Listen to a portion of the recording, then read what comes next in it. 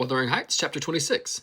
Summer was already past its prime when Edgar reluctantly yielded his assent to their entreaties, and Catherine and I set out on our first ride to join her cousin. It was a close, sultry day, devoid of sunshine, but with the sky too dappled and hazy to threaten rain, and our place of meeting had been fixed at the guide stone by the crossroads. On arriving there, however, a little herd boy dispatched by a messenger told us that Mr. Linton were just to this side of the heights, and he'd be much obliged to us to gang on a bit further. The Master Linton has forgot the first injunction of his uncle, I observed. He bid us keep on the Grange land, and here we are off at once. Well, we'll turn our horses' heads round when we reach him, answered my companion. Our excursion shall lie towards home. But when we reached him, and that was scarcely a quarter of a mile from his own door, we found he had no horse, and we were forced to dismount and leave ours to graze. He lay on the heath awaiting our approach, and did not rise till we came within a few yards. Then he walked so feebly and looked so pale that I immediately exclaimed, "Why, Master Heathcliff, you are not fit for enjoying a ramble this morning. How ill you do look!"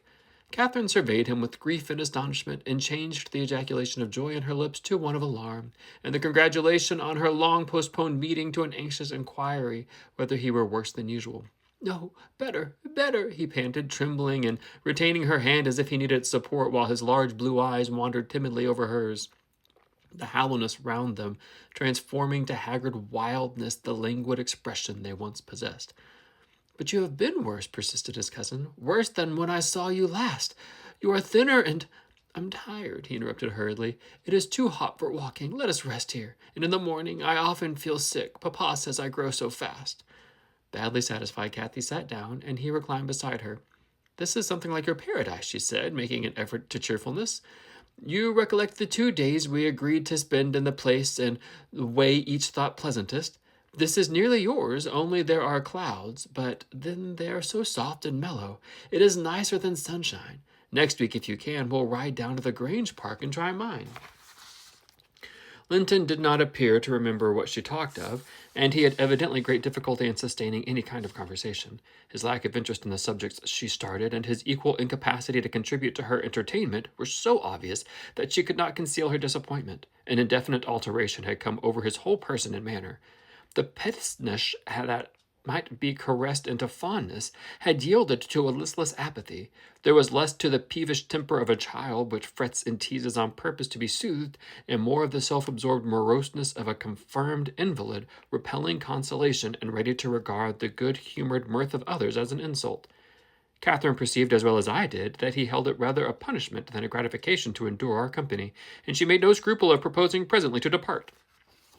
That proposal unexpectedly roused Linton from his lethargy and threw him into a strange state of agitation. He glanced fearfully towards the heights, begging she would remain another half-hour at least.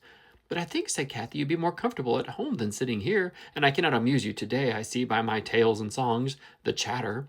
You have grown wiser than I in these 6 months. You have little taste for my diversions now, or else, if I could amuse you, I'd willingly stay."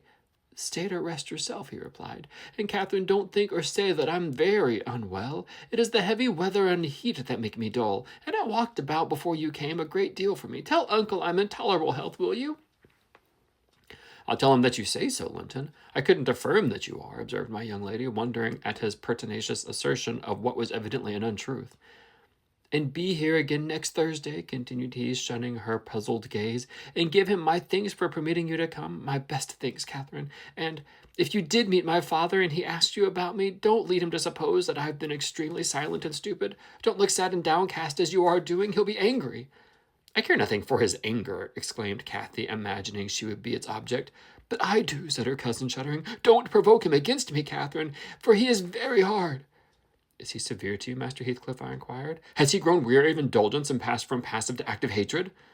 Linton looked at me, but did not answer, and, after keeping her seat by his side another 10 minutes, during which his head fell drowsily on his breast, and he uttered nothing except suppressed moans of exhaustion or pain, Cathy began to seek solace in looking for bilberries and sharing the produce of her researches with me. She did not offer them to him, for she saw further notice would only weary and annoy him. "It is half an hour now, Ellen," she whispered in my ear at last. "I can't tell why we should stay. He's asleep, and Papa will be wanting us back." "Well, we must not leave him asleep," I answered. "Wait till he wakes and be patient. You were mighty eager to set off, but your longing to see poor Linton has soon evaporated." Why did he wish to see me? Returned Catherine, in his crossest humors formerly. I liked him better than I do in his present curious mood. It's just as if it were a task he was compelled to perform, this interview, for fear his father should scold him. But I'm hardly going to come to give Mr. Heathcliff pleasure, whatever reason he may have for ordering Linton to undergo this penance, and though I'm glad he's better in health, I'm sorry he's so much less pleasant, and so much less affectionate to me. You think he is in better health, then? I said. Yes, she answered, because he always made such a great deal of his sufferings, you know. He is not tolerably well, as he told me to tell papa, but he's better very likely. There you differ with me, Miss Cathy, I remarked. I should conjecture him to be far worse. Linton here started from his slumber in bewildered terror, and asked if anyone had called his name. No, said Catherine, unless in dreams. I cannot conceive how you managed to doze out of doors in the morning. I thought I heard my father, he gasped, glancing up for the frowning Nab above us. You are sure nobody spoke? Quite sure, replied his cousin. Only Ellen and I were disputing concerning your health. Are you truly stronger, Linton, than when we separated in winter? If you be, I'm certain one thing is not stronger, your regard for me. Speak. Are you? The tears gushed from Linton's eyes as he answered, Yes, I am. And still under the spell of the imaginary voice, his gaze wandered up and down to detect its owner. Cathy rose. For today we must part, she said, and I won't conceal that I have been sadly disappointed with our meeting, though I'll mention it to nobody but you. Not that I stand in awe of Mr. Heathcliff. Hush, murmured Linton. For God's sake, hush, she's coming. And he clung to Catherine's arm, striving to detain her. But at that announcement she hastily disengaged herself and whistled to Minnie, who obeyed like a dog. I'll be here next Thursday, she cried, springing to the saddle. Goodbye. Quick, Ellen.